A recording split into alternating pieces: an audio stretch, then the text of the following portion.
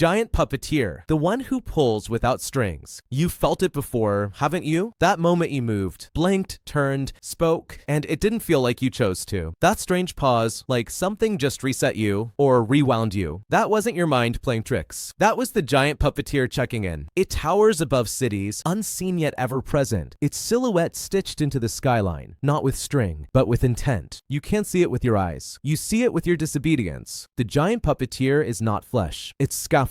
Its body is a lattice of blackened limbs, thousands of arms and fingers folded like origami across dimensions. Its face is a curtain, heavy, velvet-like, dripping oil. Behind it, nothing but eyes, rows and rows of ancient, dry eyes. Watching, memorizing, correcting. It doesn't move like a creature. It adjusts like a director. With every twitch of its wristless hands, something shifts in the world. A choice undone, a scream silenced, a death rescheduled. You think you changed your mind? No, you were rewritten. And its puppets? They don't dangle. They are the hollow, people whose strings were pulled so long, the strings became bones. You might know some. You might be one. Sometimes, in places where reality is thin, theater backrooms, mirror mazes, or those long-abandoned TV studios with dusty red curtains, you'll see shadows that don't match your movements. Feel a hand on your shoulder in an empty room. Hear applause for nothing. That's when you know you're not performing.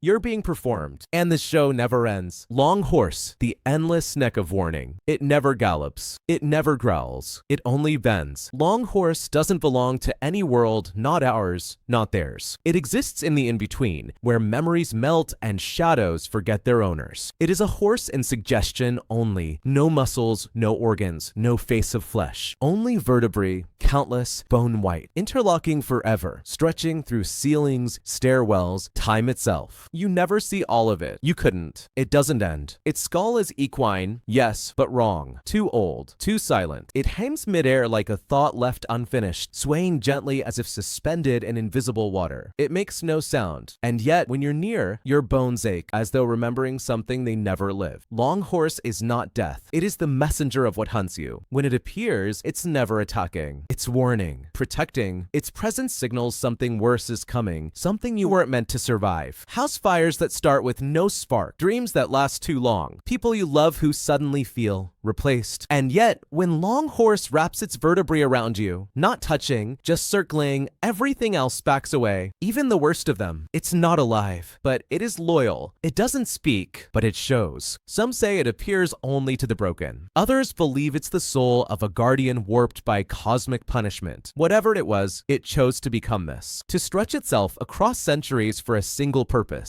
To reach you in time. So if you ever hear a soft creaking from your ceiling in the middle of the night, not wood, not pipes, but something organic, do not scream. Do not run. It means you've been marked. And Long Horse is trying to save you. Anxious Dog, the whimper beneath reality. You won't hear barking, only whimpers. Low, wet human whimpers. Anxious Dog doesn't chase you. It finds you when you're already broken, when the world feels slightly off, when doors creak even after you close them, when your phone vibrates but there's no message, when you wake up certain something was watching, but nothing's there. It doesn't walk. It trembles. Every movement is hesitant, as if the air itself might hurt it. Its body is canine in outline only, long legs too thin to hold its weight, fur mangled with unknown stains. Its head? Hairless. Eyes always wide, always scanning, as if it's seen what's coming. And it has. Because Anxious Dog doesn't fear everything. It fears something specific, something we can't see yet. It appears near the emotionally fragile, the insomniacs, the chronically online, the spiritually fractured. You'll notice it first in the corner of your eye, a shape in the stairwell, shivering. Then at the foot of your bed. Then closer. It doesn't growl. It doesn't bare teeth. It just watches, panics, waits. And the worst part? You start to mirror it. Your hands shake more. Your thoughts loop. You double-check locked doors 5 times. You start hearing noises no one else can. Your brain rewires itself around fear, and it starts to feel natural. Safe, even. Then, one night, you'll try to leave. Maybe the city. Maybe your home, maybe your life. And Anxious Dog will block the door, not to hurt you, to warn you, because outside that door is what it ran from. And if Anxious Dog is scared, you should be terrified. Chicken Ghost, the plucked one that watches. They laughed when they first saw it. A ghost? Of a chicken? Until the laughter turned to coughing, and the coughing turned to blood, and the blood spelled its name. Chicken Ghost was never just a bird. It was the last, the final sacrifice in a slaughterhouse forgotten by time, where machines still twitch and feathers drift through the air like snow that doesn't melt. It died badly. Now it's back. Not in feathers, not in flesh. Just sinew, steam, and bone held together by raw spite and ritual energy gone rancid. Its body jerks like a puppet with broken strings, legs kicking sideways, neck bending backward, unnaturally, repeatedly, as if trying to undo how it died. Its beak is shattered. Its eyes are gone, replaced with glowing yolk-colored pits that bleed heat and sound. And the sound? It's not a cluck. It's not a screech. It's a mocking chant. Book, book, book. You. Wherever chicken was consumed in gluttony, without respect, without prayer, it returns. Not to kill, but to haunt. Your stove turns on by itself. You smell burnt feathers. Your reflection turns its head like a bird, even when you don't. And sometimes, just as you fall asleep, you hear scratching under your bed, like claws. Small, frantic, vengeful, and then it lays one egg. Just one. It's always warm, and always bleeding. Do not eat it. Do not touch it. Do not ignore it. If you crack it open, you will see the truth of the slaughter. Every death, every scream, every cage. And then, the chicken ghost will perch on your chest. Not to peck, not to claw, but to lay another egg. Inside you, Costume Man, the borrowed body collector. He never introduces himself. He doesn't need to, because you already know him. Or at least, you think you do. Costume Man is not a man. He is the echo of men, women, children, strangers, friends. He is whatever you remember wrong, whatever you misplace, and whoever you trusted too easily. His body is a rack of forgotten identities, stitched suits of flesh and memory, dangling from invisible hooks along a spine that shouldn't bend the way it does. When he walks, it's not steps, it's shifts, like a curtain of faces rippling in a breeze no one else can feel. He doesn't wear masks, he becomes them. One day, a loved one starts acting just a little off. A teacher forgets your name after years of knowing it. A coworker stares too long, not with malice, but confusion, like you're the unfamiliar one. And then you start to wonder, when was the last time you actually saw their face? The truth? You haven't. Not since Costume Man got in. Once he wears someone, he knows everything they feared, everything they hoped. He's not pretending, he's performing, and he does it flawlessly until he's done with the role. Then the skin begins to peel. The eyes forget to blink. The voice loops like a dying tape, and then he changes again. Some say he began as a child actor lost to an old studio fire, body never found, soul fragmented into the roles he never finished. Others say he's an ancient spirit of mimicry, born when humanity started lying to survive. But those are just stories, and he loves stories. He lives inside them. He might be in yours already. So if someone in your life suddenly feels like a bad impression of themselves, too perfect, too polite, too delayed, do not confront them. To Nugget, the bite-sized witness. It's always small, always warm, always smiling. To Nugget is the kind of thing you'd find at the bottom of a paper bag after you finished eating. A perfectly shaped, slightly golden lump of meat that seems off. Not rotten, not bloody, just watching. It doesn't blink. It doesn't move. Until you look away, then it's gone. And that's when the memories start changing. To Nugget doesn't attack. It replaces. It erodes. It rewrites you from the inside, one bite-sized truth at a time. At first, it's small. You forget where you parked, who you called, what your mother's voice sounded like. You look in the mirror and can't remember what you looked like before the meal, because you did eat it. You always eat it. Everyone eats something like it eventually. You never ordered it. It wasn't on the menu, but somehow it ends up on your tray.